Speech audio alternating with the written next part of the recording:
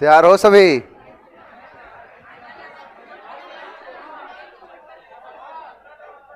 है online online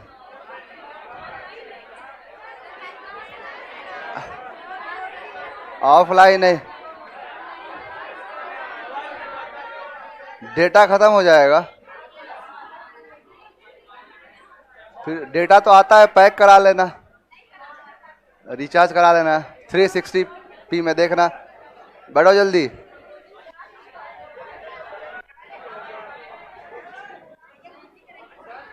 है किसका? पीडीएफ मिलेगा क्या? उसमें समझना है। ऑनलाइन रहेगा, ऑनलाइन फ्री कर देंगे, देख लेना।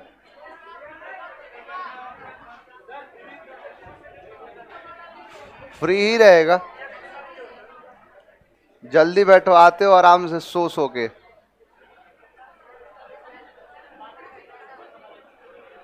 Good evening, good evening everyone.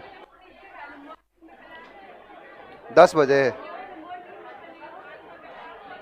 10 बजे से क्लास होता है। कोई नहीं, देखो क्लास करा देंगे, आप देख लेना स्पीडोमीटर लगा के।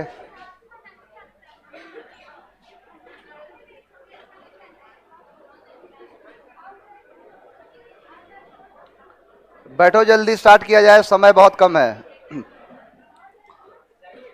चलिए, पुरानी 2 क्लासेस अपलोड कर दूंगा रिकॉर्डेड फॉर्मेट में। रिवीजन क्लास है वो। चलिए स्टार्ट किया जाए। लास्ट क्लास में आपको वर्ब के बारे में बताया था। वर्ब में देखो, बेसिकली आपको यह समझना है V1, V2, V3, V4 और V5 का यूज, और उसी से पूरा का पूरा टाइम एंड टेंस, वॉइस और नरेशन काम करता है। यानी आज की क्लास में हम सीखेंगे नरेशन के बारे में। नरेशन का मतलब क्या है? देखो, शब्द है नरेट। नरेट आपने सुना होगा, narrator. Who is the narrator of this poem? पूछा है बचपन में, किताबों में पूछा था। नरेट का मतलब होता है वक्ता। जो नरेटर जो है वक्ता, यानी बोलने वाला है, और इसी से ION लगा के बना दिया है नाउन। यानी नरेशन दिखाता है कि जो वक्ता है, जो कहने वाला है, वो कथन कैसे कहता है। मैं आपको एक देखो, नरेशन में आपने सुना होगा कि there are 2 types of narration, direct speech and indirect speech. ये तो पढ़ा होगा। अब मैंने आपको कुछ दिन पहले एक बताया भी था, किसी ने सवाल पूछा कि ये SON रूल वाले पे, तो मैंने आपको बताया था कि क्या होता है नरेशन, कैसे होता है। एक बार फिर से मैं बताऊंगा, और जितने ऑनलाइन वाले हैं आप लोग का रिवीजन हो जाएगा, क्योंकि ऑलरेडी करा चुका हूं ऑनलाइन वालों को। एक बार रिवाइज कर लो। देखो, नरेशन का मतलब होता है कि जो नरेट करने वाला नरेटर है, वो किस प्रकार से नरेट करता है, उसी चीज को हमें पढ़ना है। पहला है डायरेक्ट, और दूसरा क्या है? इनडायरेक्ट। अब डायरेक्ट और इनडायरेक्ट का मतलब समझो, बड़े ध्यान से समझना। अच्छे लोग इसको समझने के लिए तरसते हैं, और अच्छे लोग इसको समझाने के लिए तरसते हैं। बहुत लोग, कई बार ऐसा हुआ है कि लड़का इसे पढ़ना ही नहीं चाहता, बोलता है कि ना छोड़ देंगे, नहीं बनेगा, इतना माथापच्ची कौन करे एक चीज के लिए, कभी ये करो कभी वो करो। तो आप इसको देखना, और देखना आपसे 2 से 5 सेकंड में नरेशन, कोई दुनिया का बड़ा से बड़ा नरेशन आप 2 से 5 सेकंड के अंदर बना दोगे, सिर्फ वो टेक्निक और ट्रिक सीख के। पहला है आपका डायरेक्ट, और दूसरा है इनडायरेक्ट। अब ये डायरेक्ट और इनडायरेक्ट को विजुअलाइज करा रहा हूं, जरा विजुअलाइज करने की कोशिश करना। मान के चलो कि अब एक व्यक्ति है, दूसरा व्यक्ति है, और एक व्यक्ति और है तीसरा। मान के चलो इस व्यक्ति का नाम है रोहन, और एक व्यक्ति का नाम है मोहन। रोहन है, मोहन है, और बहुत बढ़िया तैयारी। अब ये 3 लोग हैं, और 3 लोग का मतलब 3 पर्सन। इस दुनिया में 3 पर्सन के अलावा कोई चौथा आएगा? पर्सन में भी बता चुका हूं, ध्यान देना। मैंने कहा कि रोहन ने कोई बात मोहन से कहा, यानी रोहन ने कोई बात मोहन से कहा, और इससे कहा कि तुम इस बात को अपने तक रखना। अब ये बात किसी को बताना मत, खास करके उसको मत बताना जिसके बारे में बता रहा हूं।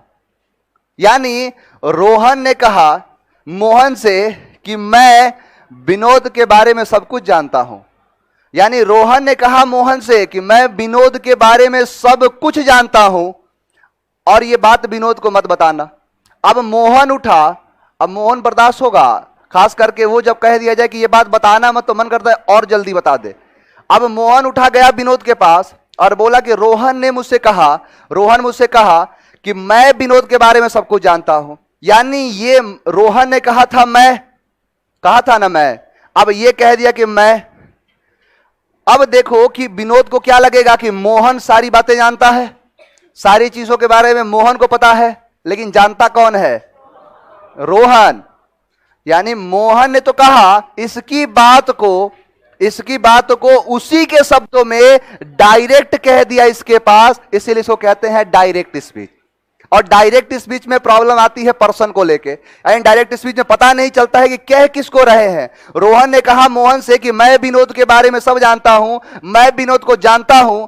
अब उठा मोहन कह दिया कि मैं विनोद को जानता हूं, तो मैं और मैं डायरेक्ट है कि नहीं? इसीलिए इसे कहते हैं क्या? Direct speech. डायरेक्ट। अब दूसरा लो, अब रोहन ने कोई बात मोहन से कहा और कहा कि मैं विनोद के बारे में सब कुछ जानता हूं। अब मोहन उठा गया विनोद के पास, बोला रोहन ने मुझसे कहा कि वह विनोद के बारे में सब कुछ जानता है। अब एक बात बताओ, अब कभी यह सोचेगा कि मैं कह रहा है? अब मैं किस में बदल गया? वह में। और वह किसके लिए है? रोहन के लिए। और इसी चीज को कहते हैं कि किसी के द्वारा कही गई बात को उसी के ठीक शब्दों में ना कह के उसमें नमक मिर्ची लगा के उसके पर्सन में चेंज करके उस बात को तीसरे आदमी को बता देना, डायरेक्ट नहीं इनडायरेक्ट, उसे कहेंगे इनडायरेक्ट स्पीच। तो डायरेक्ट में जब आप कुछ भी बोलते हो तो वहां पर होता है कम्युनिकेशन गैप, इसीलिए डायरेक्ट में कभी स्पीच नहीं करते हैं, डायरेक्ट को इनडायरेक्ट में चेंज करके कहा जाता है। क्लियर है? अब आपने ये देखा कि एक स्पीच का नाम था डायरेक्ट और दूसरे स्पीच का नाम था इनडायरेक्ट। और आप क्या किए कि डायरेक्ट से इनडायरेक्ट में आपको जाना है, तो क्या ऐसे चले जाओगे? अब इसके लिए आपको जाना पड़ेगा रूल्स की मदद से।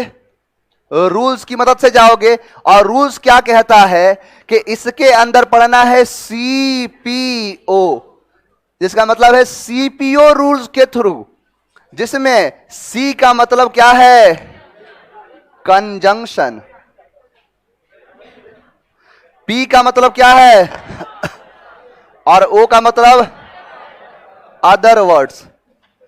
यहां तक कोई दिक्कत किसी को? पहले तो अभी ये बता रहा हूं कि आप डायरेक्ट और इनडायरेक्ट को पहचानोगे क्यों बनाओगे, क्यों चेंज करेंगे? भाई क्यों ऐसा जब है कि डायरेक्ट से ही काम चल जा रहा है तो इनडायरेक्ट बनाने की क्या जरूरत है?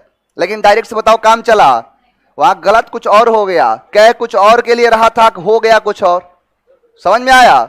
मान के चलो कि भूल जाओ ये, अब दिखाता हूं इसका असर क्या होगा। जैसे रोहन है मोहन है, रोहन है मोहन है। अब रोहन ने कहा मोहन से, और यहां पर मान के चलो कोई और होता, विनोद की जगह पर कोई और मान लो। रोहन ने कहा मोहन से कि पता है मोहन, मुझे इसका नंबर चाहिए, मैं इसका नंबर चाहता हूं।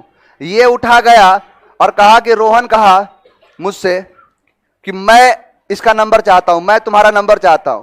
अब ये व्यक्ति सोचेगा कि इसको मैं नंबर क्यों दूं, यानी नंबर मिलने वाला भी था तो नंबर नहीं मिला, इसका मतलब डायरेक्ट से काम चलने वाला नहीं है, इसीलिए पढ़ते हैं इनडायरेक्ट। अब इनडायरेक्ट पढ़ने के लिए हमें इन सारी चीजों से होकर गुजरना पड़ेगा।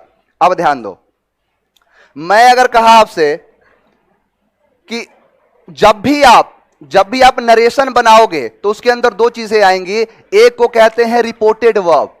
रिपोर्टेड वर्ब का मतलब यह है कि जो कोई बात, जैसे रोहन ने मुझसे कहा, बोलोगे ना रोहन ने मुझसे कहा, अब इसी को कहेंगे रिपोर्टेड वर्ब। और उसके बाद उसकी बातों को बताओगे कि ये बात है, तो एक होता है रिपोर्टेड वर्ब और एक होता है रिपोर्टेड स्पीच। रिपोर्टेड वर्ब इसलिए कहा गया क्योंकि सब्जेक्ट के बाद सिर्फ और सिर्फ वर्ब है, इसलिए इसका नाम दिया रिपोर्टेड वर्ब।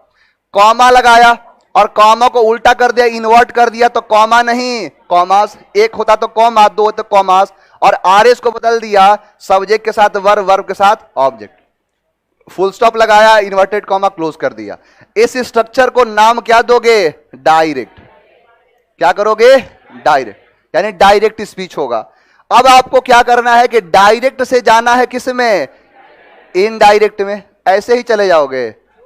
सबसे पहले क्या यूज करोगे? CPO, यानी सबसे पहले कंजंक्शन। यानी कंजंक्शन का मतलब होता है जोड़ना, कंजक्ट करना, जोड़ना किसी को। तो जोड़ना, इसको और इसको जोड़ोगे। मान के चलो कि इसके और इसके घर के बीच में एक दीवार खड़ी हो गई, तो इन दोनों को जोड़ने के लिए दीवार को गिराना पड़ेगा, और इसी दीवार को गिरा दोगे तो उसी को कहेंगे कंजंक्शन। जोड़ने के लिए जो दीवार हटा दी गई या यहां पर कोई ऐसा बना दिया गया ऐसा तरीका, तो सबसे पहले इसको हटाओगे। अब इसको हटाओगे और इसको हटा के कंजंक्शन क्या क्या यूज करोगे। अब इस चीज को समझने के लिए आपको आना पड़ेगा कि कितने प्रकार के सेंटेंस हो सकते हैं। आएगा ना?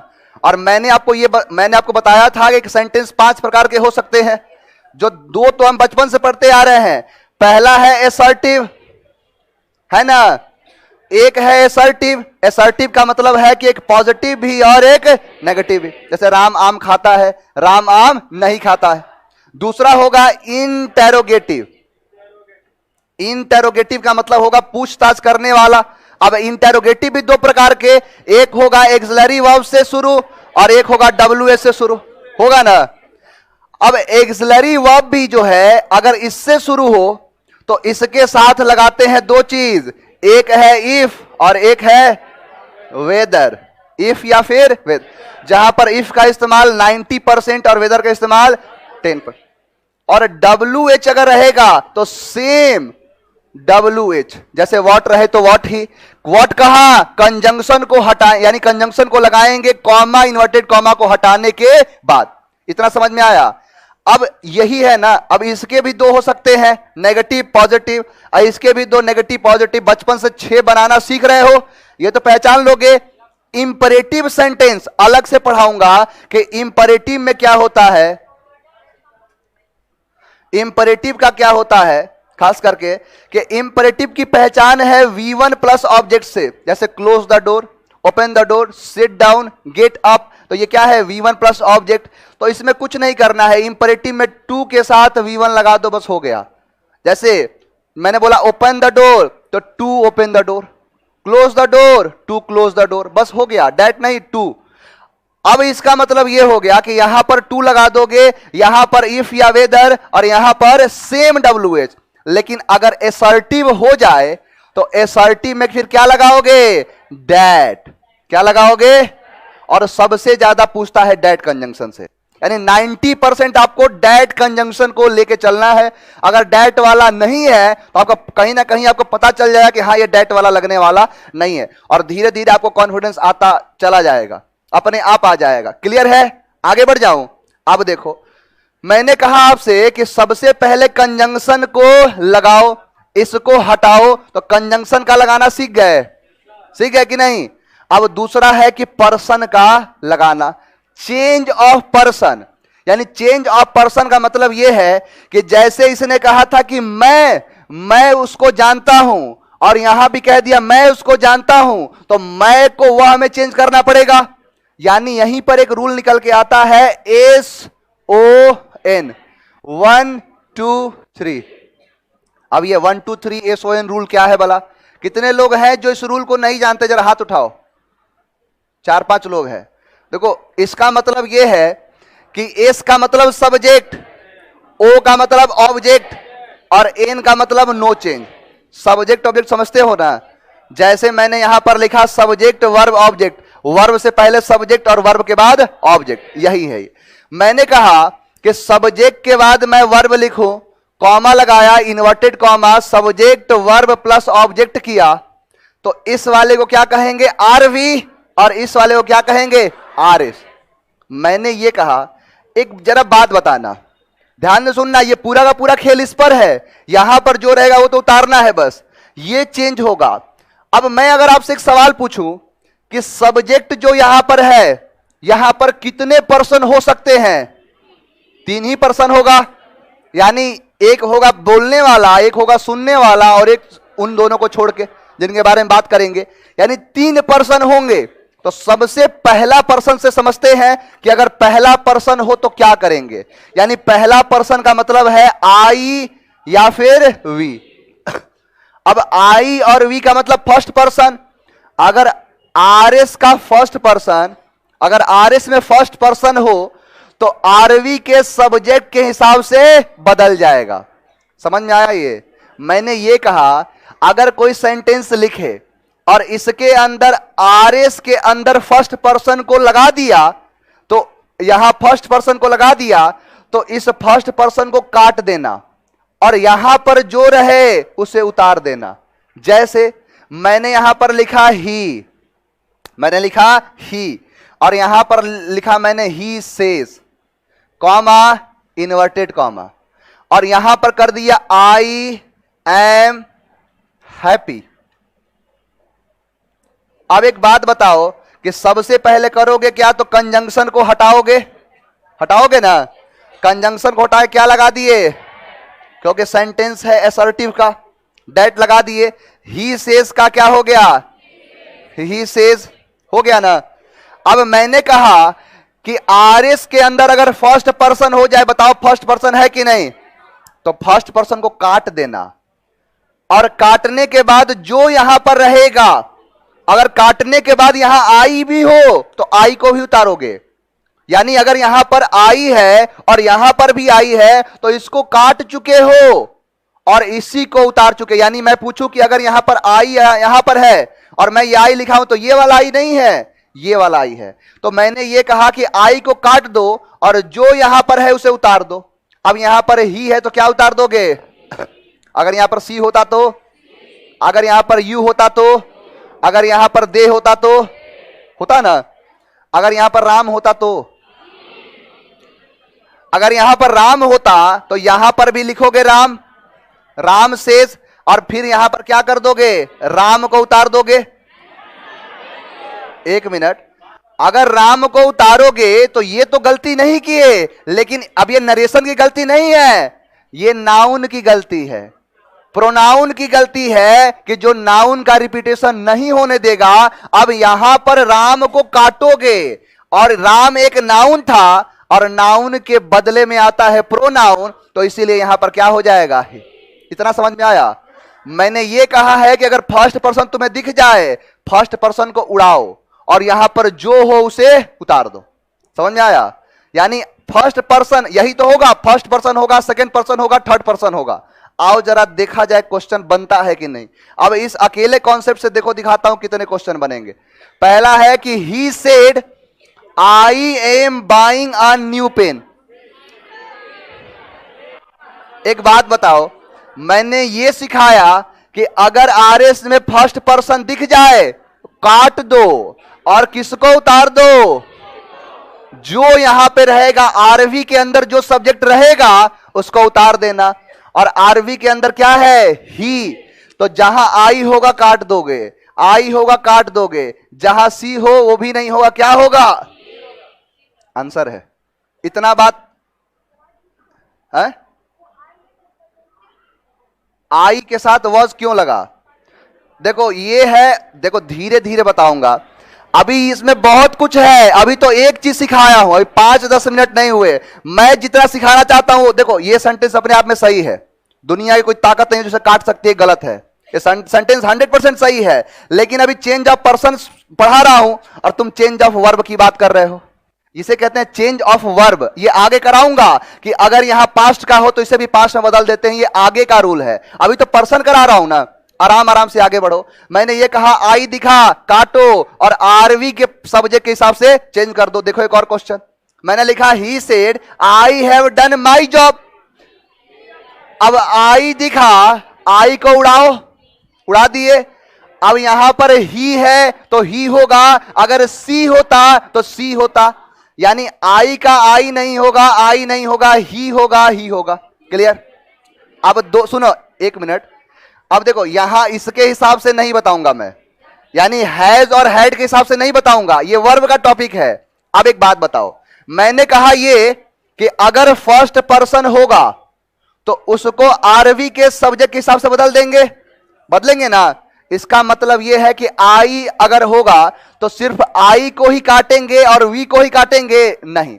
मैंने आपको एक चीज सिखाया है कि फर्स्ट पर्सन क्या होता है? आई, और क्या होता है? वी, यही होता है ना। लेकिन इसको कहते हैं सब्जेक्ट। इसका ऑब्जेक्ट होता है मी, अस, माई, आवर, माइन, आवर्स, बताया हूं ना ये सारी चीजें। अब मैंने ये कहा कि अगर ये फर्स्ट पर्सन के है कि नहीं सभी, और आरवी के अंदर यहां पर आ गया ही, आ गया ना, तो ही है तो ही सब्जेक्ट, इसका ऑब्जेक्ट हिम, इसका पोजेशन हिज, और इसका पॉजेसिव प्रोनाउन भी हिज। तो मैंने ये कहा कि अगर आरएस के अंदर फर्स्ट पर्सन दिखा तो काटेंगे और जो भी होगा उसको उतार देंगे। यानी कि अगर आरएस के अंदर ये होगा तो इसको लाएंगे, अगर ये होगा तो इसको लाएंगे, अगर ये होगा तो इसको लाएंगे, और ये होगा तो इसको लाएंगे। इसका मतलब कि अगर माई है तो माई को चेंज कर देंगे हिज में, मी है तो हिम में, आई है तो ही में। इतना समझ में आया? अब देखो आपने क्या किया, आई को काटा और आई को काट के और ही के हिसाब से क्या लिख दिया, ही लिखा ना। लेकिन यहां देखो माई है, फर्स्ट पर्सन का नहीं है, तो फर्स्ट पर्सन का ये भी है तो माई क्या है, एडजेक्टिव है, तो ही का एडजेक्टिव क्या होता है। अब देखो यहां माई का माई लगा है तो माई नहीं क्या होगा, समझ में आया? इसका मतलब ये नहीं है कि आप इतने समझ जाओ कि बस आई को इसके हिसाब से चेंज करेंगे, नहीं। फर्स्ट पर्सन का कहीं भी दिखा तो फर्स्ट पर्सन को दिखा अगर तो उसके पूरे के पूरे खानदान को चेंज कर देंगे। अब आई का खानदान जितना क्या है, आई, मी, माई, माइन, माई सेल्फ, अब उसी में we, us, our, ours, our self, तो ये पूरा परिवार है। तो इस पूरे परिवार को चेंज करेंगे और जो वहां रहेगा उसके हिसाब से। अगर वहां सी रहता तो सी का अब सी का ऑब्जेक्ट क्या होता है, सब्जेक्ट क्या होता है, पोजीशन क्या होता है, सब बताया हूं ना, उसी के हिसाब से चेंज करेंगे। और देख लो क्वेश्चन, और ज्यादा कॉन्फिडेंस आएगा। मैरी सेड, मैरी ने कहा I am sorry, I am sorry. अब आई को काटोगे, काटेंगे ना, और मैरी के हिसाब से लगाएंगे। अब मैरी के हिसाब से लगाएंगे, आई का आई नहीं होगा, यू नहीं होगा, या तो सी होगा या ही होगा। अब मैरी से मेल का बोध हो रहा है कि फीमेल का, तो फीमेल के हिसाब से क्या लगेगा, सी। जबरदस्ती, समझ में आया? इसी के हिसाब से, यानी मैरी क्या है। अब देखो आप कंफ्यूज मत हो, क्योंकि जब थोड़ी देर के बाद पढ़ाऊंगा तो पर्सन के हिसाब से खेल नहीं चलेगा, धीरे धीरे समझना है आपको। आगे बढ़ जाओ और देख लो, एक दो क्वेश्चन और दिखा देता हूं। My daughter said to me I am thinking of getting married. I है, आई को काटो, और माई डॉटर क्या है, फीमेल, और फीमेल का थर्ड पर्सन, और थर्ड पर्सन के लिए क्या होता है, तो आंसर ए है। अगर और कहीं होगा तो वहां भी हो सकता है, लेकिन एक ही जगह है तो सी। समझ में आया? एक और लास्ट क्वेश्चन देख लो। Sorry, his uncle said I am always punctual. I को काटे, अब हिज अंकल, अब हिज अंकल थर्ड पर्सन, अब हिज किसका है, थर्ड पर्सन का, यानी ही का है, मेल का है, आई होगा, यू होगा, तो बच गया क्या, तो आंसर ए है। इतना समझ में आया? अब देखो, अब सारी चीजें समझ में आएंगी। मैंने कहा कि सब्जेक्ट के बाद वर्ब हो, कॉमा, इन्वर्टेड कॉमा, सब्जेक्ट के बाद वर्ब प्लस ऑब्जेक्ट, तो सबसे पहले कंजंक्शन चेंज करो। अगर पर्सन में यहां फर्स्ट पर्सन दिख गया तो ऐसा काम कर देंगे। आपके मन में एक सवाल आएगा कि सर क्या जरूरी है कि हर जगह फर्स्ट पर्सन ही आएगा, है कि नहीं है? ऐसा तो जरूरी तो है नहीं कि फर्स्ट पर्सन ही आएगा, ऐसा भी हो सकता है कि सेकंड पर्सन आ जाए, सेकंड पर्सन भी आ सकता है। अब ये सेकंड पर्सन क्या करेगा कि जाएगा सब्जेक्ट के पास और बोलेगा कि जैसे तुम हो वैसे ही मुझे बदल दो। अगर ऐसा रूल होता तो सीधा बोल देता कि फर्स्ट पर्सन को और सेकंड पर्सन को इसके हिसाब से बदल दो, बोल देता। अब ये गया उसके पास और बोला कि मैं चाहता हूं कि मैं तुम्हारे जैसा बन जाऊं, तो ये बोला कि मैं फर्स्ट पर्सन के लिए आता हूं, मैं फर्स्ट पर्सन के साथ ऐसा करता हूं। तो बताओ इसके लिए ये कंडीशन ब्लॉक हुआ कि नहीं? तो अब क्या होगा कि अगर सब्जेक्ट बिजी है तो फिर जाएगा ऑब्जेक्ट के पास, और ऑब्जेक्ट के पास जाएगा और क्या बोलेगा कि ऑब्जेक्ट के हिसाब से मुझे बदल दो, और यही था आपका S O N rule, first second third, यानी अगर फर्स्ट पर्सन आए तो सब्जेक्ट के हिसाब से, अगर सेकंड पर्सन आए तो ऑब्जेक्ट के हिसाब, ऑब्जेक्ट के हिसाब से बदल दोगे। चलो ठीक है, मान लिया। लेकिन जरा एक चीज देखो, एक घटना घटेगी। घटना क्या घटेगी कि मैंने यहां पर लिखा सब्जेक्ट वर्ब, बताओ ऑब्जेक्ट की एंट्री हो गई कि नहीं? सेकंड पर्सन आया, सीधा बैठो ना, यानी सब्जेक्ट वर्ब ऑब्जेक्ट हो गया। मैंने कॉमा लगाया, इन्वर्टेड कॉमा, सब्जेक्ट के बाद वर्ब, वर्ब के बाद ऑब्जेक्ट। अब बताओ दोनों एक जैसा हुआ कि नहीं? एक जैसा पैरेलल खड़ा हो गया। अब समझ में नहीं आ रहा है कि कौन सा आर एस है और कौन सा आर बी है। हालांकि ये बता सकते हैं, अगर इसको हटा दूं तो दोनों का स्ट्रक्चर एक जैसा है। अब यहां पर एक रूल काम करता है कि अगर ऑब्जेक्ट आ जाए, कौन? ऑब्जेक्ट। अगर गलती से ऑब्जेक्ट आ गया तो ऑब्जेक्ट जैसे आए तो यहां पर होगा से, सेज और सेड। तो से को टेल में, सेज को टेल्स में और सेड को, मन में सवाल तो आ रहा होगा सर टोल्ड कब लगाते हैं? यानी टोल्ड तब लगाते हैं जब ऑब्जेक्ट ना हो, ऑब्जेक्ट हो। अगर ऑब्जेक्ट नहीं रहेगा तो इसको चेंज नहीं करेंगे। और एक चीज और याद रखना, जब सेड लगता है तो इसके बाद टू आता है, यानी टीचर सेड टू मी। तो जब चेंज करोगे द टीचर सेड को किस में कर दोगे? टोल्ड में। तो told to me, told me, यानी सीधा कर दोगे टोल्ड मी। देखो इसी बार एनडीए का पेपर हुआ और इसको तुमको लग रहा हो कि डायरेक्ट इनडायरेक्ट में ही क्वेश्चन पूछेगा। कॉमन एरर में क्वेश्चन पूछा है इस बार। 2022 के पेपर को निकाल के देखना और यही क्वेश्चन पूछा, और कॉमन एरर में पढ़ते होगे कि अगर टेल, टेल्स, टोल्ड है तो उसके बाद टू नहीं आता है, और टूल्ड यानी टोल्ड के साथ टू लगा क्वेश्चन पूछा है इसी बार एनडीए में। तो इसके लिए अलर्ट रहना। लड़का सोचता है कि डायरेक्ट इनडायरेक्ट में ही दिखा तभी हम इसका नरेशन चेंज करेंगे, डायरेक्ट इनडायरेक्ट बनाएंगे, नहीं। कॉमन एरर में भी क्वेश्चन पूछता है यहां से। इतना समझ में आया? मैंने ये कहा आपसे कि अगर यहां पर ऑब्जेक्ट आ गया तो यानी से, सेज और सेड को टेल, टेल्स और टोल्ड में बदल देंगे। अब बात हो रही थी कि यहां सेकेंड पर्सन होगा। अगर सेकेंड पर्सन होगा तो किसके हिसाब से? ऑब्जेक्ट के हिसाब से। यानी ऑब्जेक्ट के हिसाब से मतलब यह है कि यहां पर जो रहेगा वैसे इसको बदल देंगे। यानी यहां पर सेकेंड पर्सन का मतलब क्या है ना? जैसे आई और वी फर्स्ट पर्सन, तो सेकेंड पर्सन का मतलब यू। अब यहां यू है और वहां पर जो रहेगा तो वहां पर क्या रहेगा? आई का मी होगा, वी का अस होगा, यू का, अब यू का यू जो रहेगा वो भी उतारोगे, मतलब इसके हिसाब से बदल जाएगा। यू रहेगा तो यू का, अगर ही रहेगा तो ही का, और सी रहे तो होगा ना।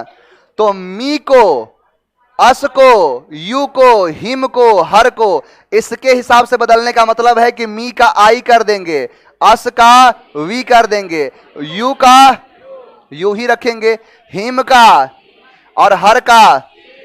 यानी कि यहां पर यू रख, यानी सीधा ये समझ लो कि अगर यहां पर यू दिखा काट दो और यहां पर जो है उसको चेंज करके उतार दो। समझ में आया? देखो जरा, देखो ये क्वेश्चन है, I say to him you are wrong. यानी कि देखो एक मिनट, एक बात बताओ, अगर यहां आई होता तो यहां एम लगा होता, तो आई को काटते और जाते सब्जेक्ट के पास तो आई ही मिल गया, तो आई का उतार देते आई। लेकिन आई नहीं, क्या है? यू। यानी सेकंड पर्सन को काट दिए और यहां पर ऑब्जेक्ट क्या है? हिम। तो हिम ऑब्जेक्ट है तो सब्जेक्ट में चेंज करोगे तो क्या हो जाएगा? तो कहां है आंसर? बी। इतना बात समझ में आया? 1% की दिक्कत नहीं होनी चाहिए। आगे बढ़ जाऊं? यहां बोलोगे आगे तभी आगे बढ़ूंगा, क्योंकि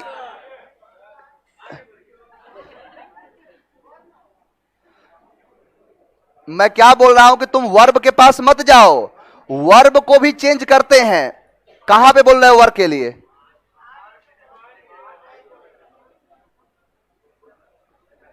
अरे ही के हिसाब, यू के हिसाब से वर्ब लगाओगे।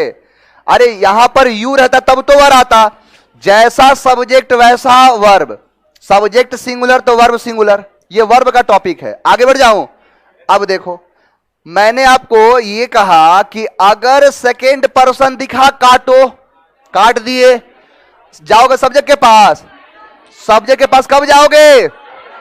फर्स्ट पर्सन के साथ। लेकिन सेकेंड पर्सन के लिए ऑब्जेक्ट मी है, यू होना चाहिए। आई यहां है और आई यहां है ना। एक मिनट, डी को काट दिया और ए को काट दिया तो नाराज तो नहीं होगे? आगे आओ। अब या तो बी होगा या सी होगा। और मैंने ये भी कहा है कि अगर सेड के बाद ऑब्जेक्ट हो तो से का टेल, सेज का टेल्स और सेड का टोल्ड में बदल देते हैं, और टोल्ड के बाद टू नहीं लगाते हैं, मी लगाते हैं, तो 100% सी हो गया।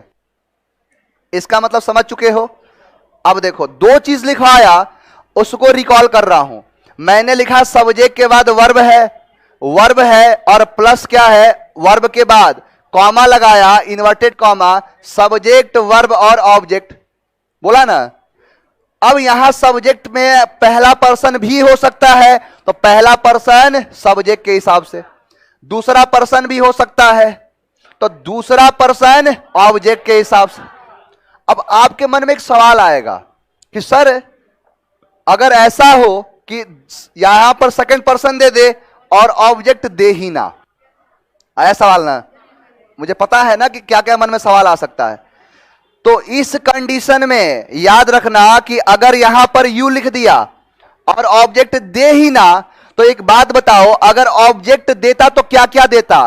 मी देता, अस देता, यू देता, हिम देता, हर भी देता, देता ना, या फिर देम देता, यही देता। तो अगर ऐसे ही देता तो इस कंडीशन में आई भी सही होगा, वी भी सही होगा, यू भी सही होगा, ही भी सही होगा और सी भी सही, यानी सभी के सभी सही होते। जो मिल जाए उसी को चाप दो। समझ में आया? यानी अगर ऑब्जेक्ट ना हो तो सभी सही है, सभी के सभी सही हो। नहीं होता है। मान के चलो कोई नौकरी का फॉर्म निकला और उसमें ये दे दे कि 20 साल के ऊपर वाले बच्चे भरेंगे या 20 साल तक वाले भरेंगे, लेकिन अगर ना दे, 20 साल हटा दे, तो 5 साल वाला भी भरेगा, 10 साल वाला, यानी सभी भर देंगे। होगा ना ऐसा? तो सेम तो वही काम है। अगर दे तब तो ठीक, नहीं दिया तो फिर इसमें से कोई भी लगा दोगे सही हो जाएगा। आगे बढ़ जाए। पढ़ा हुआ है ये सब, तो बोला तो कि तुम लोग का रिवीजन हो रहा है, ऑनलाइन पढ़ा चुका हूं। यहां देखो, मैंने बोला SON रूल में 1 2 3 के हिसाब से। एक बात बताओ, यहां फर्स्ट पर्सन होगा तो सब्जेक्ट के हिसाब से, सेकेंड पर्सन हो गया तो, लेकिन थर्ड पर्सन हो जाए तो थर्ड पर्सन जाएगा सब्जेक्ट के पास, बोलेगा मैं फर्स्ट पर्सन के लिए आता हूं, जाएगा भागता हुआ ऑब्जेक्ट के पास, सेकेंड पर्सन के लिए आता हूं, तो कहीं रास्ता नहीं निकलेगा, तो ये चेंज नहीं होगा, यानी नो चेंज एट ऑल। अब थर्ड पर्सन की परिभाषा आप सबको पता होनी चाहिए कि अब देखो, आपको पता करना है, जैसे मान के चलो कि एक यहां पर 3 बॉक्स हैं, क्लियर? 3 बॉक्स मान लो। अब एक बॉक्स में एप्पल है और इसमें मैंगो है और इसके अंदर ऑरेंज है। एक बात बताओ, पता चल गया कि इसके अंदर एप्पल है और इसके अंदर मैंगो है, तो यह पता करने की जरूरत है कि कहां ऑरेंज है। अरे ये एप्पल हो गया, मैंगो, इसका मतलब कि गारंटी है कि इसके अंदर ऑरेंज हो। तो वही तो रूल समझाया था पर्सन में कि अगर आई हो या वी हो, सेकेंड पर्सन का मतलब यू है, तो आई वी यू को छोड़ के दुनिया के सारे पर्सन थर्ड पर्सन। चेक नहीं करना है थर्ड पर्सन, बस ये पता कर लो कि आई वी यू है कि नहीं। अगर नहीं है तो थर्ड पर्सन है। आई हो गया तो फर्स्ट पर्सन, वी हो गया तो फर्स्ट पर्सन, यू होगा तो सेकंड पर्सन। क्लियर है? आगे बढ़ जाऊं तो एक बात बताओ, SON रूल समझ में आया? और SON रूल में पूरा का पूरा बताओ पर्सन था कि नहीं? तो अगर मैंने लिखा CPO में चेंज ऑफ कंजंक्शन, समझ में आया? चेंज ऑफ पर्सन, समझ में आया? इसीलिए तो कहते हैं चेंज ऑफ पर्सन, पर्सन का पूरा बदलाव। अब मैं बोला चेंज ऑफ अदर वर्ड्स, यानी अदर वर्ड्स का बदलाव क्या कहलाता है? क्लियर? अब जैसे एक बात बताओ, मैं यहां पर कोई बात बताया, कोई भी चीज समझाया, आप यहां से निकल के अपने रूम पर गए और आपको मैंने जो भी चीज दिखाया वो दिखाया कि यह, यानी कोई ऐसी चीज दिखाया जो आपने जीवन में कभी पहले देखा ही नहीं है, तो आप घर पे जाकर क्या बोलोगे कि मैं एक चीज देखा और वो या वह एक ऐसी चीज थी जो मैं कभी देखा नहीं हूं? बोलोगे कभी कि यह चीज कभी देखा नहीं था? क्या बोलोगे? वह चीज नहीं देखा था।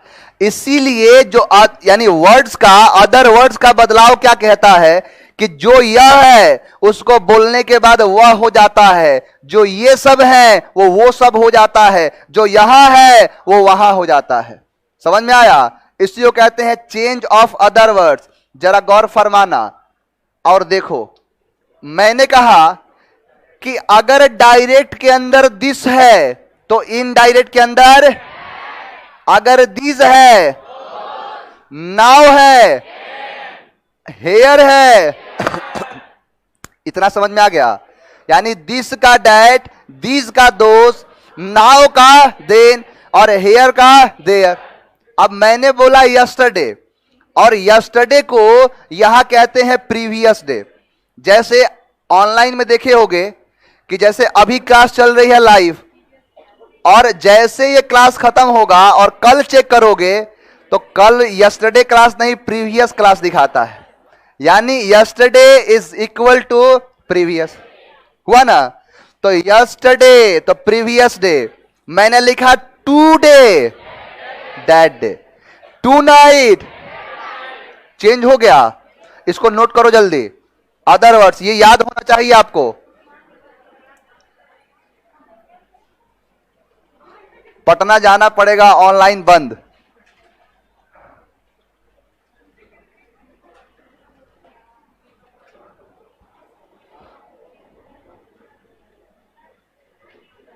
जल्दी जल्दी पेन चलाओ, जितना जल्दी हो सके। याद तो हो ही चुका है,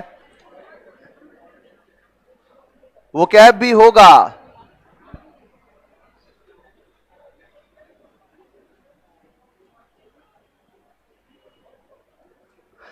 ये मान के चलो कि 2 दिन कुछ नहीं हुआ है, तुम लोग 2 दिन के पीछे पड़े हो।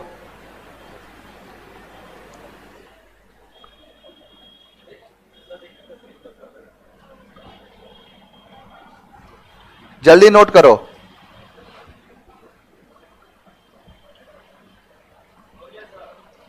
नोट हो गया? यानी कि इन सब को चेंज कर देते हैं।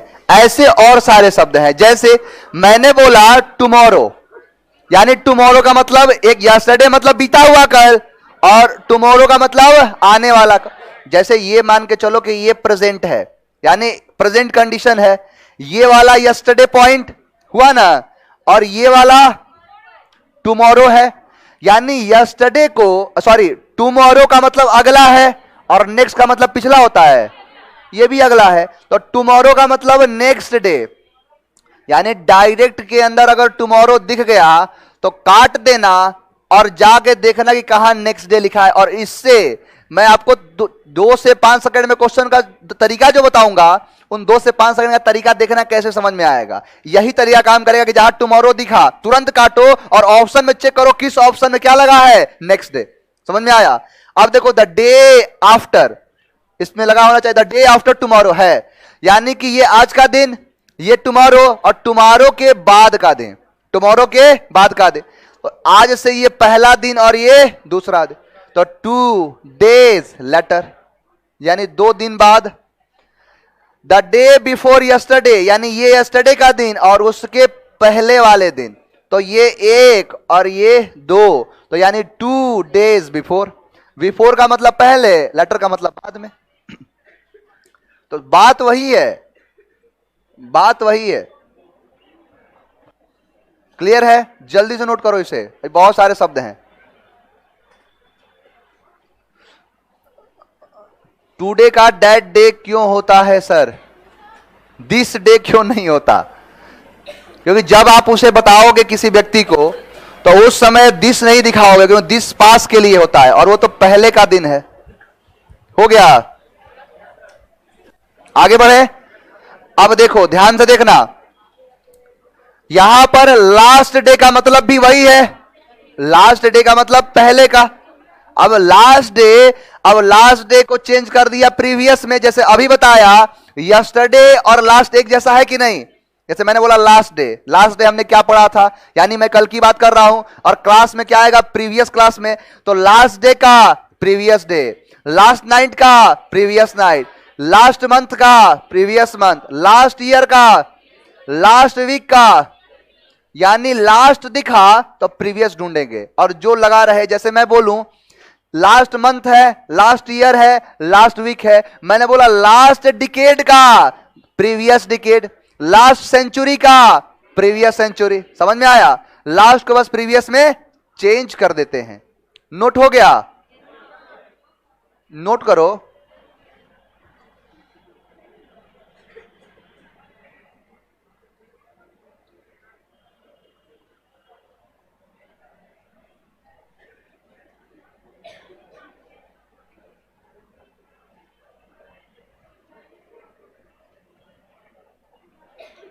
आगे बढ़े।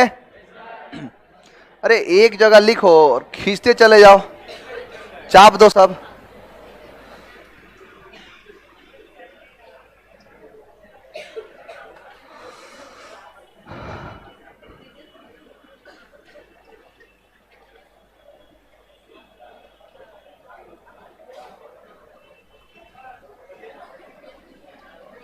हो गया, आगे बढ़े, ध्यान दो। अब जैसे लास्ट का मतलब क्या है, पहले वाला, और नेक्स्ट का मतलब अगला। अब लास्ट ना हो, अब नेक्स्ट हो जाए तो नेक्स्ट को फॉलोइंग कहते हैं, नेक्स्ट को फॉलोइंग। जैसे मैंने बोला था आपसे कि टुमारो को नेक्स्ट डे में करेंगे, लेकिन टुमारो ना हो नेक्स्ट ही आ जाए, जैसे the next day, next month, next night, next year, तो इसको following day, following month, following night, following year, इसको लिखवा रहा हूं। लेकिन जब आप प्रैक्टिस करोगे ना तो ये दिमाग में अपने आप छप जाएगा। यानी कि जब नेक्स्ट हो तो उसे किस में चेंज कर देंगे, फॉलोइंग में। यानी नेक्स्ट डे का फॉलोइंग डे, नेक्स्ट मंथ का फॉलोइंग मंथ, नेक्स्ट नाइट का फॉलोइंग नाइट, नेक्स्ट ईयर का फॉलोइंग ईयर। मैंने बोल दिया next week, next decade, next century, next era, following era. समझ में आया ना, आगे बढ़ जाए, जल्दी जल्दी पेन चलाओ।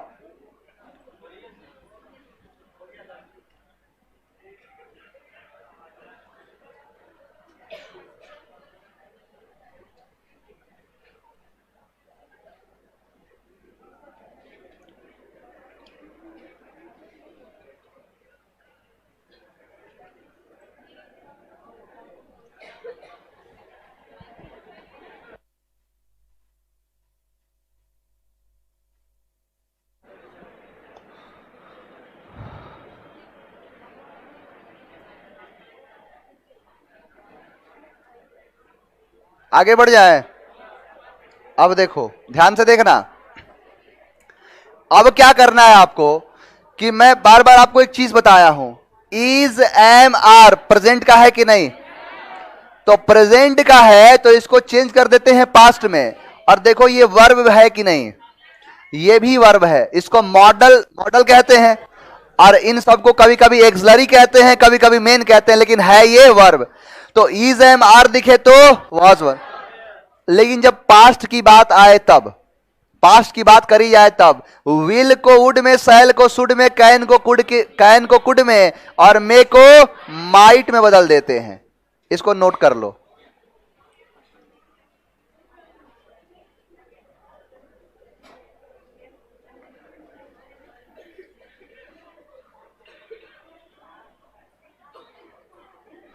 मेरा कहना यह है कि विल को वुड में चेंज कर देना। अब विल जैसे अपनी आंखों से देखो, तुरंत ऑप्शन में क्या चेक करोगे, सीधे चेक करो वुड कहां लगा है। और आपको बनाना नहीं है, पर्सन उसन के चेंज करने के चक्कर में मत पड़ना, उससे भी बनता है लेकिन इससे तुरंत बन जाएगा। विल दिखा, तुरंत ढूंढो वुड कहां है, दो ऑप्शन तो ऐसे एलिमिनेट कर दोगे। 4 ऑप्शन आता है, 2 अपने आप एलिमिनेट हो जाएगा। नोट हो गया? आगे बढ़ जाएं। एक बार सारी चीजों को रिकॉल कराना चाहता हूं।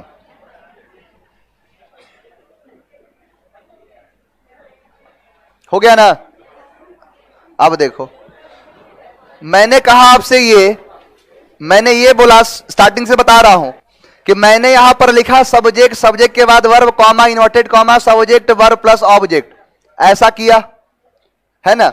सबसे पहले सीपीओ को सोचना है दिमाग में, यानी सी फॉर कंजंक्शन। कंजंक्शन को हटाओ, कंजंक्शन अगर जैसा है वैसा लगाना। अगर इंपरेटिव का भी कंजंक्शन हो सकता है, अगर एसर्टिव का हो, एसर्टिव का हो, ज्यादातर 90% यही होता है, तो इसकी जगह पर क्या लगा दोगे? लगाओगे। अगर सब्जेक्ट तुम्हारा फर्स्ट पर्सन का हो गया तो सब्जेक्ट के अकॉर्डिंग चेंज, तो चेंज ऑफ पर्सन कहला गया। मैंने बोला अदर वर्ड यहां पर है, अदर वर्ड के जगह पर दिस अगर लग गया तो that, these, those, now, then, here, there, yesterday, previous, है ना, टुमारो, नेक्स्ट, नेक्स्ट, फॉलोइंग, होगा ऐसे। ऐसे चेंज कर देंगे, पहला। दूसरा क्या है कि अगर मैंने लिखा सब्जेक्ट के बाद वर्ब प्लस ऑब्जेक्ट कर दिया, कॉमा लगाया, inverted comma, subject verb plus object, जब तक ऑब्जेक्ट ना आए तब तक आपको टेल में, टेल्स में और टोल्ड में चेंज नहीं कर। अब देखो ऑब्जेक्ट आ चुका है, तो ऑब्जेक्ट आ चुका तो होगा, पहले सबसे पहले से होगा, सेज होगा और सेड होगा। तो से को टेल और सेज को और सेड को टोल में बदलेंगे, कब? ऑब्जेक्ट होगा तब। अब यहां पर फर्स्ट पर्सन होगा तो कोई दिक्कत ही नहीं है सब्जेक्ट के हिसाब, लेकिन अगर सेकंड पर्सन होगा तो ऑब्जेक्ट के हिसाब से हो जाएगा। अदर वर्ड का यूज बता ही दिया। अगर थर्ड पर्सन हो गया तो नो चेंज। और थर्ड पर्सन क्या होगा? He says to me Ram is a good boy, तो राम का श्याम करोगे तो राम का राम होगा, होगा ना। अगर ही रहेगा तो ही रहेगा, जो रहे यानी थर्ड पर्सन जो भी रहे वो सब के सब होंगे। क्लियर है? यहां तक बताओ किसी को 1% का दिक्कत है? अब देखो, अब यहां तक आपने समझ लिया CPO, that is the stage number 1, यानी स्टेज 1 है। अब जल्दी से समझना, मैंने कहा सब्जेक्ट के बाद वर्ब लगाया, comma, inverted comma, subject verb object. आपने एक चीज देखा कि हमने सारी चीजों के बारे में बात किया, यहां कंजंक्शन क्या लगेगा, क्या बदलेगा, और उसके बाद सब्जेक्ट के बारे में बात किया ना। वर्ब को टच किया, ऑब्जेक्ट को भी टच कर चुके हैं अदर वर्ड्स के हिसाब से। लेकिन अगर अब बारी ये आ जाए कि वर्ब क्या लगेगा, तो पहले तो ये देखना पड़ेगा कि यहां वर्ब है कौन सा। यहां पर जैसा यहां पर वर्ब, उसके हिसाब से डिसीजन लेना पड़ेगा। एक बात बताओ, यहां पर वर्ब कितने प्रकार के हो सकते हैं? वर्ब का मतलब टेंस होता है, तो टेंस कितने प्रकार के? प्रेजेंट, पास्ट और फ्यूचर। अगर प्रेजेंट हो तो क्या होगा, अगर फ्यूचर हो तो क्या होगा। यानी प्रेजेंट का जो भी, देखो एक साथ इसलिए लिखा, अलग अलग नहीं बताना चाहता हूं। प्रेजेंट और फ्यूचर, जो प्रेजेंट के साथ होगा वो फ्यूचर के साथ होगा। अगर प्रेजेंट और फ्यूचर है यहां पर तो इसके अंदर नो चेंज। नो चेंज का मतलब यह है कि यहां पर प्रेजेंट रहेगा तो प्रेजेंट, अगर यहां पास्ट रहता है तो पास्ट, यहां पर जो रहेगा उसको यहां पर उतारना पड़ेगा।